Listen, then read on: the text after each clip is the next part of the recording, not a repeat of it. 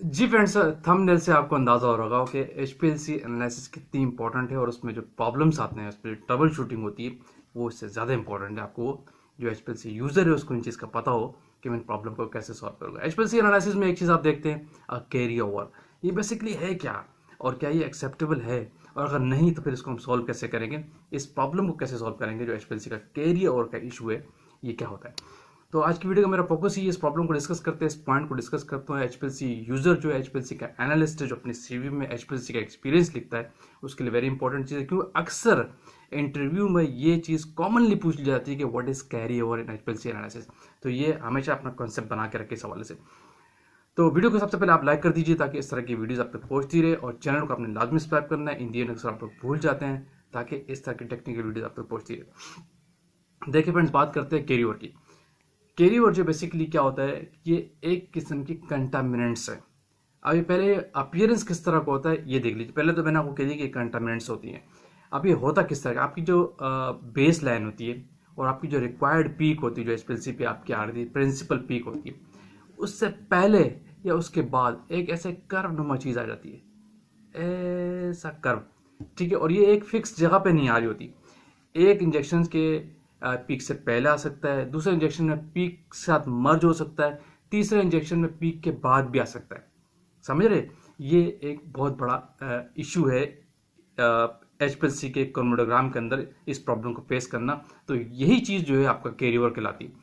यानी carry over क्या है, कंटेमिनेंट्स, यानी आपके हर इंजेक्शन के साथ प्रीवियस रन या प्रीवियस चीज़ की कोई कंटेमिनेशन आ रही है किसी पॉइंट से। वो पॉइंट के वो मैं आपको बताता हूँ कि इस चीज़ को हम कैरी ओवर कहते हैं, जो एक्सेप्टेबल नहीं है। ठीक है, समटाइम्स आपके ब्लैंक भी आ जाता है, तो डेफिनेटली इस पे ऑडिट के दौरान क्वेश्चन रेज हो जाएगा कि ये एक्स्ट्रा कर्व, एक्स्ट्रा पीक किस चीज़ की आ रही है, जिसको हम कैरी ओवर कहते हैं।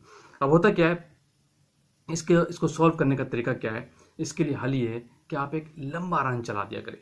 अच्छी प्रैक्टिस ये होती है कि आप अगर एनालिसिस कर रहे थे 15 मिनट पे, तो आप एक इंजेक्शन चला लें, या इंजेक्शन न भी दें। ठीक है, तो आप एक इंजेक्शन एज अ ब्लैंक चला के और उसको आप 30 मिनट्स तक या 45 मिनट्स तक चला के देखें, और देखें कि वो कर्व जो कैरी ओवर था किस पोजीशन पे आ रहा है। तो आपको क्लियर हो जाएगा कि हो सकता है वो 30 मिनट पे आ रहा हो, 25 मिनट पे आ रहा है, 35 मिनट पे आ रहा हो। जो आपके 15-15 मिनट के रन टाइम पे डिफरेंट डिफरेंट पोजीशन पे शो हो रहा होता है, तो उसको आप इल्यूट कर दें, निकाल दें। ये तरीका होता है चेक करने का। दूसरा ये होता है कंटामिनेंट्स, जो मैंने आपको कहा था। आप कंटामिनेंट्स किस पॉइंट से, यानी हो सकता है आपको जो ऑटो सैंपल यूज कर रहे हैं, इंजेक्टर पॉइंट से कंटामिनेंट्स आ रही है, वहां पे कोई ऐसी कंटामिनेशन क्लॉग हुई है, स्टक हुई है, जो बार बार इंजेक्शन के साथ आ रही है। ठीक है, दूसरा रीजन आपकी सॉल्वेंट की इमिसिबिलिटी होती है। अगर आपका डाइल्यूएंट और कंसंट्रेशन, मोबाइल फेज, सैंपल के प्रिपरेशन इमिसिबल होंगे, जिसमें हम लाइक का फेनोमेना कहते हैं, like dissolve like, non polar और पोलर वाला फेनोमेना है, तो भी ये कैरी ओवर आने के चांसेस बढ़ते हैं। ठीक है, तीसरा आपका जो वायल्स होती हैं, जो उसका सेप्टा होता है, उस सेप्टा के साथ भी वो कंटामिनेटेड है, तो भी हर इंजेक्शन पे कंटामिनेशन आ रही होगी। ठीक है, चौथा पॉइंट, आपके कॉलम में कहीं कंटामिनेशन हो सकती है, जब कोई कॉलम वाला पॉइंट है वहां से भी। पांचवा पॉइंट इंपॉर्टेंट, अगर आप मैनुअल इंजेक्शन यूज कर रहे हैं, मैनुअल एचपीएलसी यूज कर रहे हैं, जो आपका रोडाइन है वहां पे भी कंटामिनेशन स्टक हुई होती है, जो आपका लूप लगा होता है, और जो आपकी सिरिंज है वहां से भी कंटामिनेशन जारी होती है। ठीक है, अब इसका सोल्यूशन, ये तो मैंने पॉइंट बता दिए कि इन इन जगहों से कंटामिनेंट्स जाती है, जो कैरी ओवर के फॉर्म में हर इंजेक्शन में आपको शो हो रही होती है।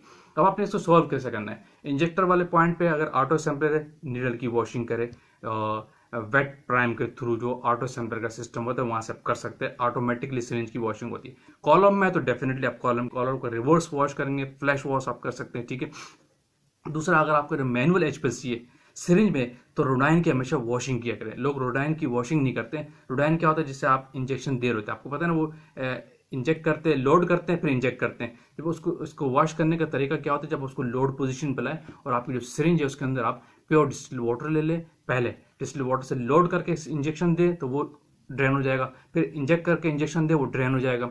इसी तरह आप डिस्टिल वाटर से भी दो से चार इंजेक्शन दे, और फिर आप ऑर्गेनिक फेज यानी प्योर मेथनॉल से भी 2 से 3 इंजेक्शन दे। अगर रोडाइन वाले पोजीशन पे कहीं कंटामिनेंट्स स्टक हुई होगी या सिरिंज के थ्रू, तो वहां से वो रिमूव हो जाती है, वहां से भी वॉशिंग रिक्वायर्ड होती है। ठीक है, तो ये थोड़ा सा प्रोसीजर है کہ اس طریقے سے آپ آئیڈینٹیفائی کر سکتے ہیں کہ کنٹامنٹس کس پوزیشن پہ ہے اور اس کو کس طریقے سے آپ واش کر سکتے ہیں جو آپ کے کیری اوور کی فارم میں آپ کے ایچ پی ایل سی کے اندر آ رہی ہوتی ہے. یہ ایکسیپٹیبل نہیں ہے. اس کی خاص ایک لمٹ ہے. H P L C calibration کے اندر اس کا ایک ٹیسٹ بھی پرفارم کرتے ہیں کہ کیری اوور کا ٹیسٹ ہم کس طریقے سے پرفارم کرتے ہیں. اس سے پہلے میری ایک اس ٹیسٹ پرفارم پہ ایک ویڈیو اویلیبل ہے, آپ وہ بھی دیکھ سکتے ہیں. تو اس طریقے سے آپ اس کی کیلکولیشن بھی کر سکتے ہیں. لیکن نارملی یہ ایکسیپٹیبل نہیں ہے بہت زیادہ ہو. اگر پیک پوزیشن پہ آ رہا ہو, پیک کے بعد بھی آ رہا ہو, تو یا تو پھر ہر انجیکشن میں آ رہا ہو تو نو ایشو, ایک خاص پوزیشن پہ آ رہا ہو. تو لیٹ سپوز اگر آپ کا 15 منٹ کا رن 12 منٹ پہ آ رہا ہے تو نو ایشو, پیک آپ کی 10 منٹ پہ آ رہی ہے تو وہ اس کے بعد ہر انجیکشن میں آ رہا ہے, سیم پیٹرن پہ آ رہا ہے تو نو ایشو. لیکن ڈفرنٹ پوزیشن پہ شو ہوتا ہے تو اس کا مطلب ہے کہیں نہ کہیں کنٹامینیشن ہے جو ایکسیپٹیبل نہیں, جو بار بار آگے پیچھے آ رہی ہے وہ شیپ کرومیٹوگرام کی ایکسیپٹیبل نہیں ہوگی. کلیئر فرینڈس, آپ کو تھوڑا سا کنسیپٹ مل گیا ہوگا کہ بیسکلی کیری اوور ہوتا کیا ہے اور کیسے ہم اس کو آئیڈینٹیفائی کر سکتے ہیں اور کیسے اس کو ہم پرابلم کو سولو کر سکتے ہیں. ویڈیو کا آپ اینڈ کرتے ہو. ہوپ فلی ویڈیو آپ نے لائک کی ہوگی, شیئر کیجیے, کمنٹس کیجیے. اگین کہوں گا چینل کو لازمی سبسکرائب کیجیے تاکہ اس طرح کی ٹیکنیکل ویڈیوز آپ تک پہنچتی رہے. Thank you for watching. اللہ حافظ.